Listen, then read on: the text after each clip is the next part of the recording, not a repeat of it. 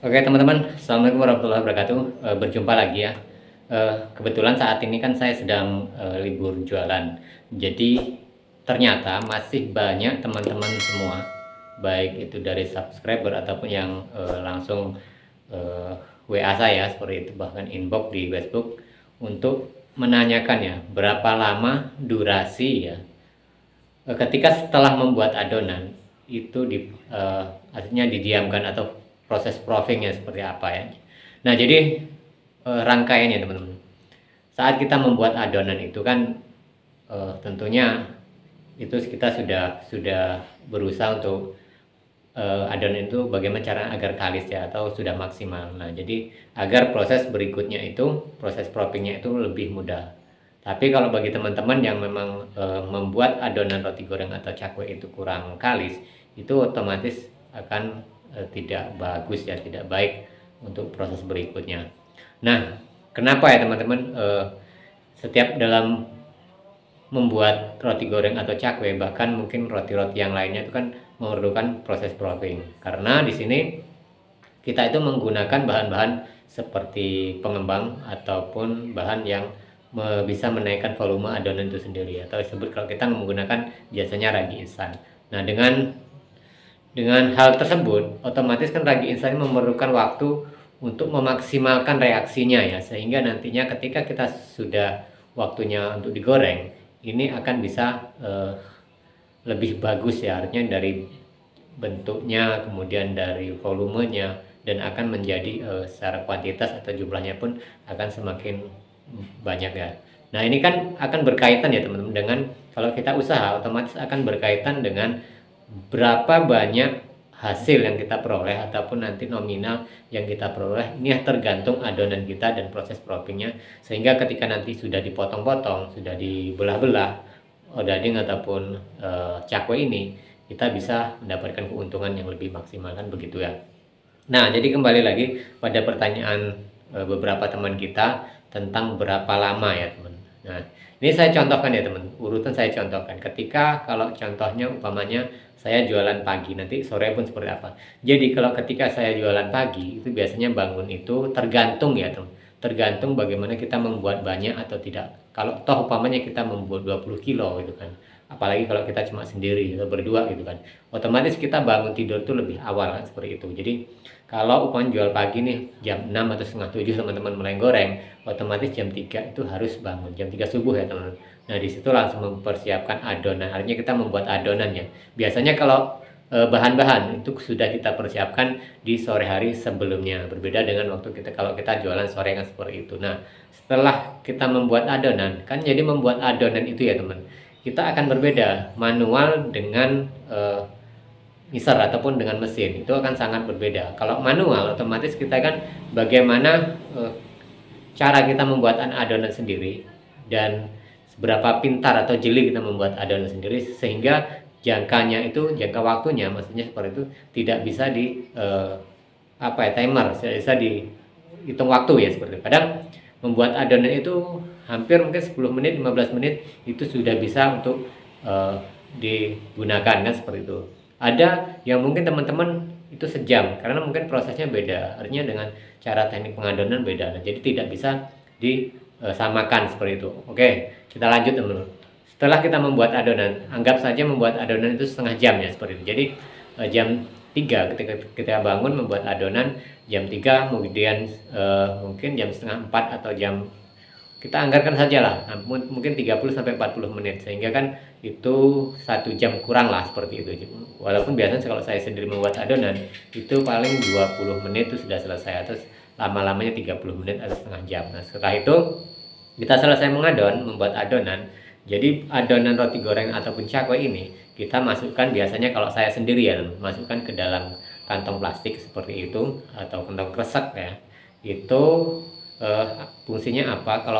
Kalau teman-teman tempat jualannya dekat seperti itu, masukkan saja ke dalam bak kecil ataupun ember yang muat adonan tersebut. Jadi sama aja sih sebenarnya, tidak harus dengan kantong plastik. Kantong plastik itu kan hanya untuk untuk lebih efisien ya, efisien dan lebih artinya membawanya juga lebih mudah karena nanti kita masukkan ke dalam karung kan seperti itu. Nah, di situ terjadilah yang namanya proses proppingnya ya, sebenarnya sudah mulai, karena ketika sudah dimasukkan dalam plastik, kemudian kita masukkan ke karung. Nah, kita sendiri artinya kita siap-siap ya, kita membereskan bekas-bekas bak ataupun baskom buat adonan tadi, kita bersihkan seperti itu, kemudian kita mandi, dan sampai menjelang kita sholat subuh, artinya dari jam 4 ya, tadi bangun jam 3, kemudian kita beres membuat adonan dan bersih-bersih itu mungkin jam 4, istirahat sebentar, mungkin sudah mandi segala macam, sholat, mungkin jam 5 lewat itu baru kita bisa keluar. Artinya kan sudah memakan waktu dari jam 4 ke jam 5, di sela-sela kita beres-beres, kemudian mandi, sholat, itu kan sudah ada waktu 1 jam sendiri ya teman-teman. Itu sudah memakan waktu untuk proofingnya teman-teman. Nah, kemudian otomatis kalau kita sejam kemudian, anggap kita jam 5 lewat seperempat atau setengah 6 kita ke tempat jualan ya, seperti itu, akhirnya sudah memakan waktu 1,5 jam ya. Nah, kemudian kita menata itu kan artinya, kalau kami itu biasa mengatakannya adalah ngesap ya teman, artinya meratakan adonan baik itu roti goreng ataupun cakwe seperti itu, dan kemudian diratakan. Nah, tumpuk selesai, anggap saja setengah jam, walaupun sebenarnya tidak ada waktunya. Nah, selesai itu kita anggap jam 6 seperti itu, selesai kita membuat adonan, meratakan adonan, kemudian kita tutup ya dengan kain atau plastik seperti itu. Nah, di situ kan terjadi proses proofingnya, artinya dari jam 4 tadi sampai jam 6 kan sudah membutuhkan sampai selesai meratakan adonan itu sudah 2 jam ya teman. Kemudian kita diamkan lagi sebentar, atau 10 menit, 5 menit kan, seperti sambil menunggu minyak goreng yang akan kita siapkan untuk bahan untuk menggoreng ini, minyaknya panas kan, seperti itu, sehingga di situ juga kita membutuhkan waktu kan. Nah, kalau bisa ketika adonan ini sudah siap untuk digoreng, minyak ini sudah panas kan, sehingga barengan.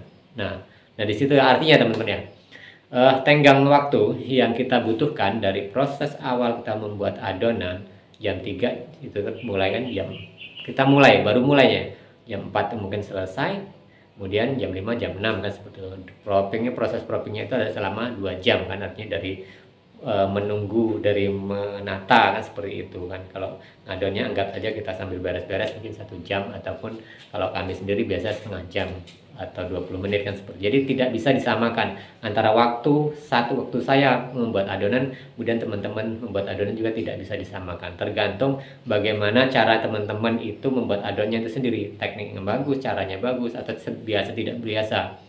Karena kalau sudah terbiasa membuat adonan itu enak teman-teman, melihatnya saja enak, tapi kalau belum biasa otomatis itu akan lama sekali. Nah, di situ ya teman-teman, proses-proses kita tadi ya, memakan waktu 3 jam, artinya dari kita mulai bangun tidur, membuat adonan, kemudian kita persiapan dan proses proofing tersebut, semua itu prosesnya. Artinya 3 jam baru siap untuk digoreng dari awal. Kalau dari membuat adonan, selesai membuat adonan itu hitungannya 2 jam. Nah, ini proses proofingnya, artinya seperti itu ya teman-teman. Kemudian berapa lama sih seperti itu adonan yang selayaknya itu bagus untuk digunakan?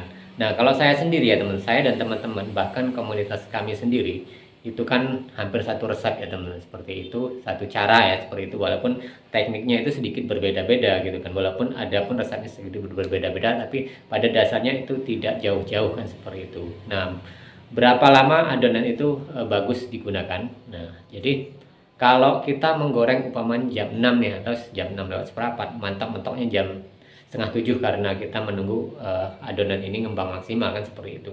Nah, mungkin kalau kita membuat sedikit cepat ya teman, kalau umpamanya kita hanya membuat 5 kilo ataupun 10 kilo, mungkin 1 jam dalam waktu penggorengan itu akan selesai. Artinya sampai jam 8 itu masih bagus. Kemudian kalau kita memang sudah banyak kita membuat, mungkin sampai jam 9. Nah, itu artinya berapa jam ya teman.